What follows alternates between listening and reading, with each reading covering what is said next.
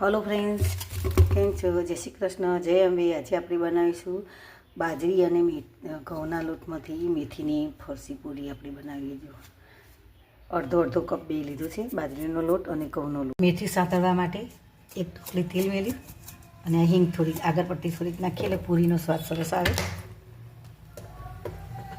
હવે 2 ચમચી લીલા મરચાં નાખ્યા છે. મિક્સરમાં કચરા કચ કરેલા છે. આપણે 1 બાઉલ છે મેથી એ નાખી દઈએ એટલે બધું સંતળી જાય. મેથી પછી તળતી વેળાએ બહાર ના નીકળાય તો તમે સાંતળીને કરો ને તો. 2 ચમચી તલ નાખી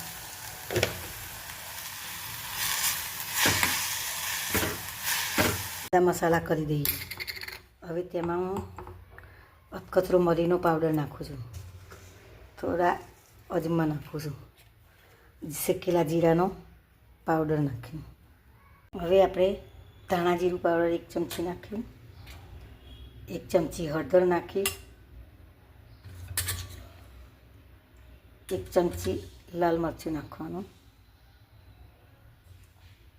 થોડો ગરમ મસાલો નાખીએ, થોડું તીખું મરચું નાખીએ, 2 ચમચી જેટલી ખાંડ નાખવાની, પૂરું ખાંડ નાખવાનું. અને આ બધું સ્વાદ અનુસાર મીઠું નાખવાનું.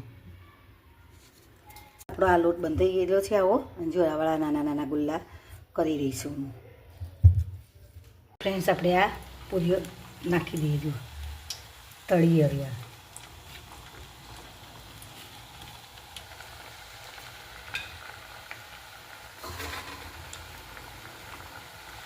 જો ફ્રેન્ડ્સ, આપણી આ તળાઈ ગઈ છે પૂરી. જો ઘર ઉપર આ રીતે વણાય છે. જો વણી અને હવે હું આવી રીતે બધી કરી, હવે બધી તળાઈ ગઈ છે. જો આટલી તળાઈ ગઈ છે. જો કડક કડક છે ને પૂરી, આટલી આ તળાઈ છે.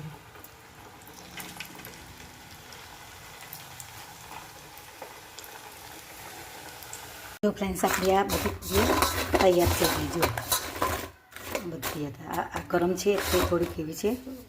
જો આ બધી પહેલાં કોરની છે એટલે થોડી સેજ લાલ થઈ જશે, બાકી આ બધી સેજ સરસ થઈ જશે ને. તો આપણી પૂરી આ 1 કપ લોટમાંથી આપણી આટલી પૂરીઓ બધી તૈયાર થઈ ગઈ છે. મેં 1 કપમાં અડધો કપ ઘઉંનો અને અડધો કપ બાજરીનો લીધો હતો, બંને મિક્સ કરીને. જો આટલી આપણી પૂરીઓ તૈયાર. તમે પણ આ રીતે બનાવજો, સરસ લાગશે.